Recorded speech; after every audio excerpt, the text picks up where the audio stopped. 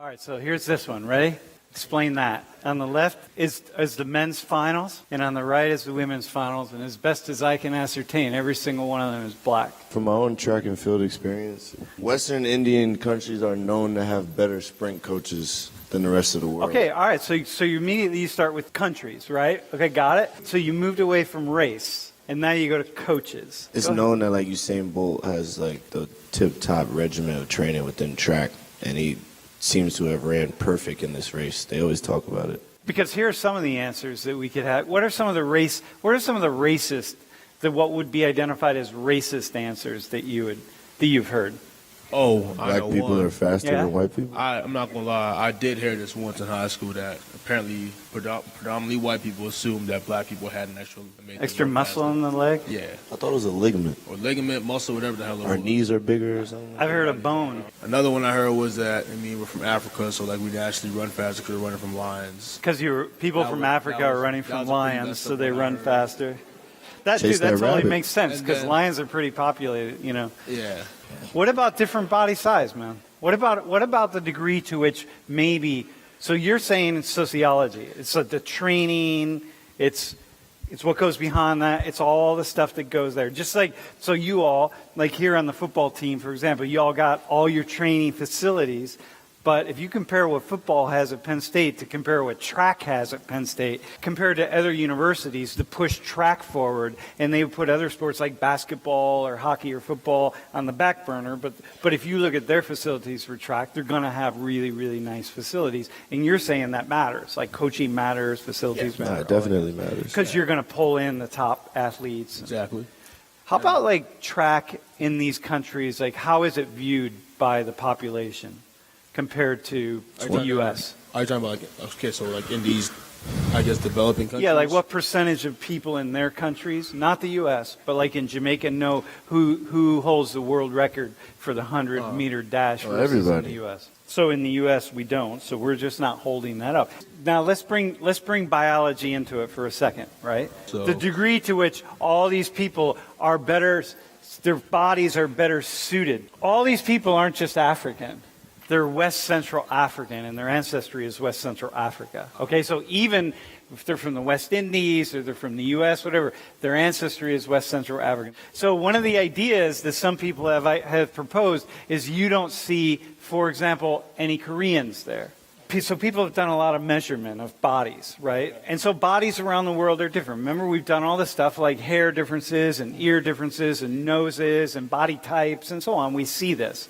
So one thing that people have identified is that among West Africans in particular, people tend on average, not across the board, but on average to have longer legs, slightly longer legs and shorter torsos. East Asians on average have shorter legs and longer torso, ever so slightly on average. Okay, it doesn't mean that there aren't East Asians who have long legs and short torsos. It doesn't mean there are people of West African ancestry that don't have longer torsos and shorter legs, but on average, that's what we're looking at. And so for sprints, the ideal body type for a sprint is one thing that I've been reading, that I have read, and many people have argued, is long legs and short torso is really awesome. You're not going to see many East Asians in the finals of the 100 meters. In fact, you're almost going to see none. Even though there might be, actually a few years ago, there was this Chinese dude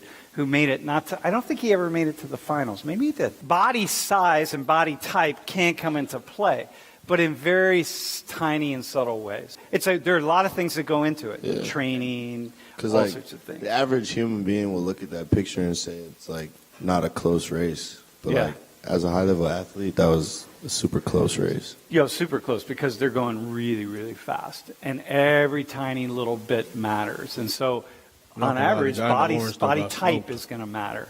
Even shaving your head. None of these dudes, none of the men have long afros. How about black guys in playing football, man? How come the football team has so many black guys on it? Well, you brought up the point. We have particular body types. I don't think that matters in football, dude. You don't think so? It might matter in track. It's not going to matter in football. I think it definitely does. I mean, if you look at any Division I football player, They're not the average human. Like, Dude, there's there a are many difference. more white guys with those bodies, man. What do you think? Come on. In football? I'm not seeing that. Okay, so I want to preface this by saying that I'm a runner, and like the difference between, so I'm a distance runner personally, and then the difference between distance runners and sprinters, I don't know. It's just like I've always been interested in like the biological background between what makes different runners run differently.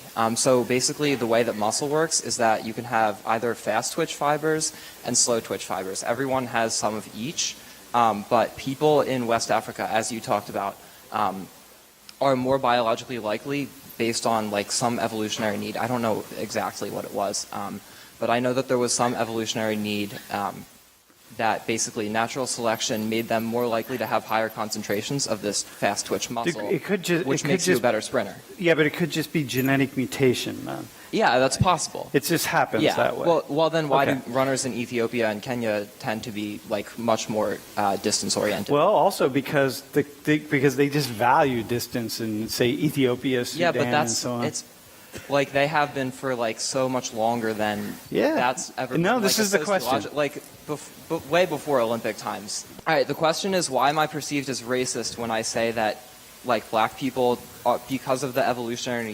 evolutionary need, like have that fast twitch fiber, are more likely to have that fast twitch fiber than white people? Like even though that's a scientifically supported fact, That- why am I perceived as racist when I say that? That wouldn't make you racist. I mean, I don't think you're racist for saying that. It's just I've it's been a, called it's a out for legitimate saying reason. that as racist. And actually, black people that I've talked to have not said anything about it. Like they believe me. And then white people that I've talked to have called me out for being racist for that. That's Well, just something interesting to me.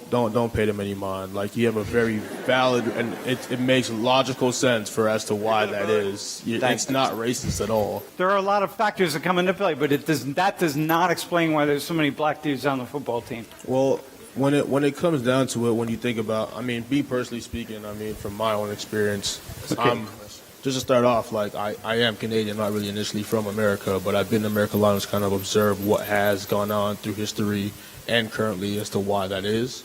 And once again, as you said earlier, there are many factors as to why there are more African Americans playing the sport of football than, you know, Caucasian people. But I think one main factor that we have to obviously, I mean, we're not going to sit here and be oblivious to it, is financial situations and different financial backgrounds that play into the role of, you know, African Americans predominantly playing football. Okay, so in that case, let me ask you this. When I say financial issue, I went to a predominantly white school. I was only black in my grade for 4 years straight, and my school was amazing at hockey. And we looked at the hockey team, we had no black people on the team. Now you ask why? Simply put, hockey is a very, you know, like it costs a lot of money. Those sticks they have in their hand cost up to anywhere between $200 to $500. Ice per stick. time. And they break those sticks pretty easily, so replacing that costs a lot of money. The Okay, pads sticks don't cost money. that much, dude, but ice time does. They do cost. Equipment? No, sticks Dude, are sticks- expensive. Sticks cost that much? Fiberglass sticks cost like They're really expensive. God, Trust is me, this a they're different world we they're live expensive in? as- All right, okay. Like, And so- okay, I got and you. So once again, All right. And so once again, Damn. when I say it's Okay. potentially you know, more so financial. When you think about how much is it paid to put your kid in hockey and the ice time, the sticks, the pads, whatever the hell it may be, compared to, you know, buying a basketball and a pair of shoes for a kid to play basketball, financially speaking, it costs way more less for a kid to play basketball and potentially elevate himself playing basketball than You're would about be to playing ask me hockey. something. Okay, here's my next question then. Think about body types, okay? No. Because people look at that and they're like, oh yeah, black people, they jump higher or whatever the case is, right? Body type wouldn't be affecting this for at all, in my opinion. In hockey? Because- If you look at our hockey team right now, I've seen kids who are short and kids who are extremely tall who play hockey. Whereas when it comes to basketball, I've seen Height guys who are definitely short matters and in tall play basketball. basketball. I got you, man. Like- Okay, so what you're saying is, so if you look at the skills you need in hockey, Like I look at, I mean, I see the basketball picture. Yeah, I see like an entire team of African Americans. But with that being said, like, I mean, when you look at the NBA compared to like high school basketball, right? There's like 5'9" point guards in high school, but the average size of a point guard or a shooting guard in the NBA is like 6'6". dude, those hockey players there also are mostly really tall. Yeah. The same Exactly. thing, man. Doesn't really matter. I And so think- if you look at like But the I do skills, think his financial point is a huge, like, that's a huge point. and especially like he only talked about certain aspects of that. Like you have travel, you have time consuming. Yeah. How many hours does your mother or Yeah. your father work? Like there's certain intersectional factors that go into that. Who plays hockey in here? Look at this guy. Is he like a hockey guy or what? Do you have any teeth, bro? Yeah, you got your teeth. You're all right. Is it fine? What would you say? I would say that financially, it does factor into it. Just to kind of add on to what I said earlier, as I said, there are many factors that factor into as to why you see such a big disparity between Yep. whites playing hockey and blacks playing, I guess, basketball or Yep. football, whatever the hell it may Yeah. be. And But, just- I think what else also plays a role into that is, I mean, just it's like simply put, is just the culture and like the environment you're exposed to. Yep. Like I know for me, growing up in Canada, like I was exposed to hockey, but not nearly as much as I was exposed to basketball, for instance. Because Yeah. initially I played basketball. I wasn't a football player to begin with until my sophomore year in high school. But like, once again, like the exposure I had to hockey was, I guess, a lot more than maybe CJ had to go or was exposed to back in his younger days, for sure. So like at least half those guys on the bottom are Canadian, probably. Most likely, I would assume Yeah. so. Yeah. All right, gentlemen. Thanks, man. Dude, it's fascinating. So one of the things that I see is that, you know, when people, if you think, bring this up next time those of you who are watching sports in your living room, and just ask that question and see what kind of conversation you get going, because it's a huge conversation. It's like, why is it like all the black dudes in the NBA? And then you get into the muscle thing and you get into all that.